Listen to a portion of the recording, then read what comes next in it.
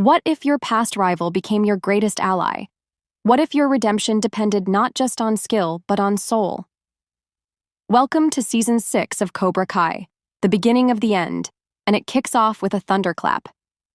Cobra Kai has officially wrapped with its 6th and final season, and while fans may still secretly hope for a surprise Season 7, the story has now reached its epic conclusion. But before the dojo doors close for good, there's a lot to unpack from Episode 1, an explosive, emotionally charged start that sets the tone for everything to come. Right from the opening moments, we're thrown into the aftermath of the Sakai Taikai International Tournament announcement. The tension is sky high, and it's clear that every character now has even more to fight for, both inside and outside the ring. Daniel LaRusso and Johnny Lawrence are learning to function as co-leaders of their now merged dojos. Though their classic banter is still alive and well, there's a new layer of maturity to their relationship. They finally recognize that this mission is bigger than their long-standing rivalry, and that growth hits you the moment you see them side by side. But unity doesn't come easy. The students, now part of one team under the Miyagi-Do and Eagle Fang banner, are struggling to find their rhythm. Tensions simmer beneath the surface as personal insecurities and past conflicts start to bubble up. Hawk is dealing with what it means to be a leader. Miguel is carrying the heavy weight of expectations, and Robbie finds himself torn between his past and his progress, walking the fragile line between rivalry and redemption. Just when things seem to settle, a new threat quietly returns.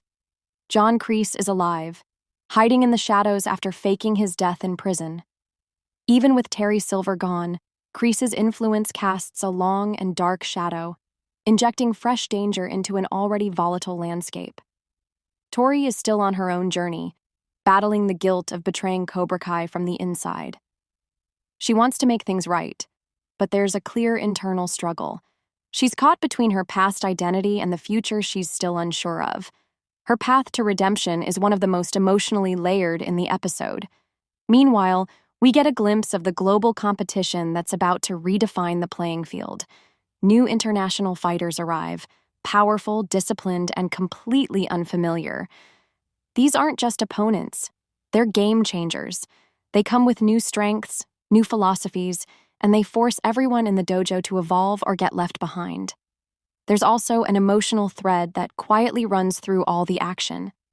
Johnny's upcoming fatherhood gives us a side of him we haven't seen before. Vulnerable, thoughtful, and deeply human. Carmen grounds him, and the prospect of becoming a dad again fuels him in a whole new way. He's preparing his students for war, yes, but he's also preparing to become something even more challenging, a better man. Daniel, too, is experiencing deep reflection. He's beginning to fully grasp the true legacy of Mr. Miyagi, not just the karate, but the wisdom in how to lead, how to listen, and how to let go. It's a quieter transformation, but one that speaks volumes. The episode ends not with a bang, but a beautifully quiet conversation between Daniel and Chosen. Together, they reflect on how far they've come and what it means to carry a legacy in a world that won't stop changing. Cobra Kai Season 6. Episode 1 doesn't just start the final season. It launches it with force, emotion, and purpose. The story may be nearing its end, but this opening chapter proves one thing without a doubt. Cobra Kai isn't going out quietly. It's going out with a fight the fans will never forget.